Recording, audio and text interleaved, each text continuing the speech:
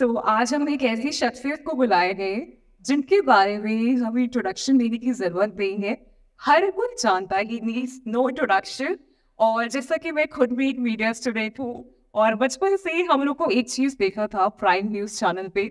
Sumit Awasthi sir, senior journalist NDTV and news maker, जोरदार तालियां मुझे आप सभी की। Yes, please welcome. He's the most renowned face in the news industry. और हर किसी ने देखा है प्राइम न्यूज चैनल में सीधी बात जी न्यूज से सफर शुरू हुआ था और आज एनडीटीवी में है। तो आपको ये एस्पिरेशन कब से आया, हाँ मुझे तो न्यूज एंकर बनना है? So what was your journey? Thank you Rupul, Yes. Thank you IIT Kanpur, thanks Kanpur. आप लोगों ने मुझे मौका दिया, एक बार फिर कानपुर बुलाया। कानपुर के साथ मेरी बहुत सी खट्टी मीठी यादें हैं। During the course of discussion Yes. हम उस पर बात करते रहेंगे। कमिंग टू द पॉइंट जो आपने पूछा कि क्यों मैं इस फील्ड में आया, Yes. क्योंकि मुझे कुछ और करना आता नहीं था इसलिए मैं इस फील्ड में आया, as simple as that. My father is a journalist, तो घर में बचपन से वही माहौल था।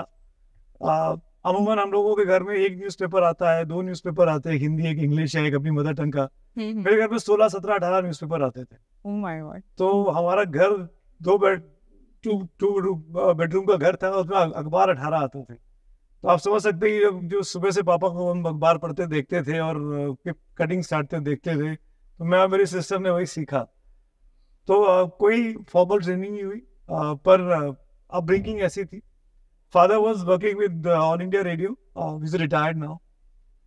तो पापा जो आकाशवाणी पे समाचार आते हैं वो प्रोसेस करते थे, उसके न्यूज़ एडिटर थे। तो कई बार ऐसे मौके होते थे, वो ज़माना सोशल मीडिया का था नहीं, यूट्यूब का था नहीं, टीवी का था नहीं, रेडियो का ज़माना था। तो कई बार ऐसे मौके आते थे नुपुर की पापा कहीं बाहर गए हैं और मुझे और मेरी बहन थी, मुझसे 3 साल छोटी हैं, ये काम दे के जाते थे कि मैं जा रहा हूँ, आकाशवाणी में हर घंटे समाचार आते हैं।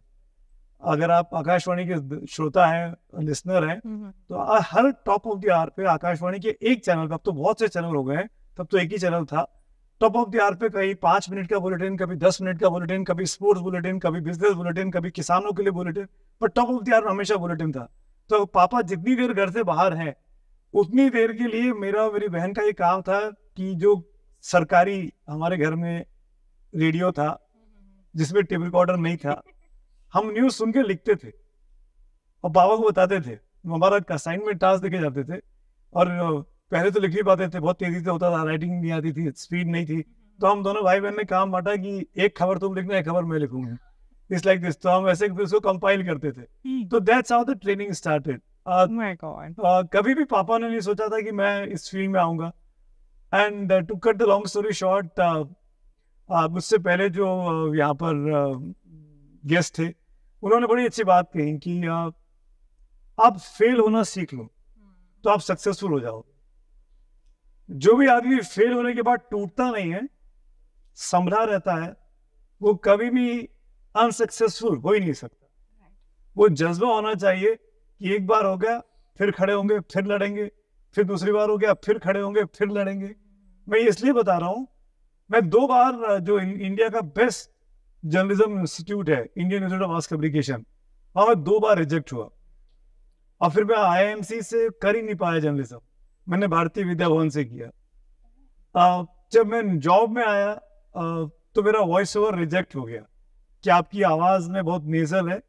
जी न्यूज़ की बात है, मेरी पहली नौकरी टीवी में जी न्यूज़ में थी, 96, 97 की बात कर रहा हूँ मैं।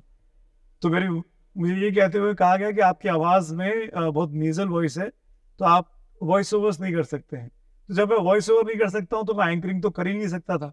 तो मैंने जीवन में कभी ख्वाब नहीं देखा था कि मैं एंकर बनूंगा। इनफैक्ट मैं बनना भी नहीं चाहता था, क्योंकि उस जमाने में ये बड़ा पेंटेड था कि जो एंकर होते हैं उनको तो कुछ आता ही नहीं है, वो तो सिर्फ लिखा हुआ पढ़ देते हैं, लिखता तो कोई और है, पढ़ता है वो तो केवल पढ़ देता है। तो वो उस सिग्मा से, उस टैग से मैं बचना चाहता था कि मुझे कुछ नहीं आता है। तो मुझे जब कहा गया पहली बार कि आपको एंकरिंग की प्रैक्टिस करनी है, ऑडिशन देना है, तो मैं कम से कम 3-4 महीने अवॉइड किया। मैं उसके सामने नहीं पढ़ता था जो मेरे पीछे पड़ी हुई थी, निधि मैम, निधि कुलपति, जो आज की तारीख में एनडीटीवी में मेरी सीनियर है, तो हम लोग जी में एक साथ थे।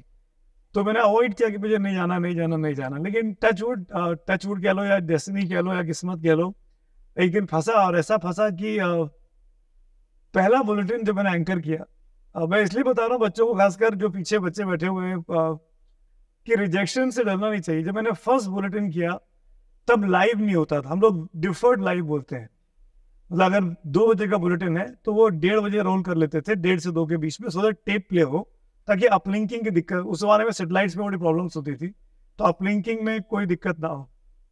तो मैं 1:30 बजे का बुलेटिन करने बैठा, पहला बुलेटिन, 4 महीने की प्रैक्टिस के बाद, ऑडिशन के बाद 4 महीने की प्रैक्टिस हुई, कपड़े बने, कपड़े सिले, मेकअप हुआ, ये सब चीज़ों के उस तमाम टेंट्रम देखने के बाद, नखरे देखने के बाद, जब मैं डे 1 पे एंकरिंग करने बैठा हूँ 1:30 बजे, जो कब जिसका टेप निकल जाना था 2 बजे के लिए, चलना था, ऑन एयर जाना था, वो बुलेटिन 1:30 बजे शुरू हुआ और 2:45 बजे तक खत्म ही नहीं हुआ।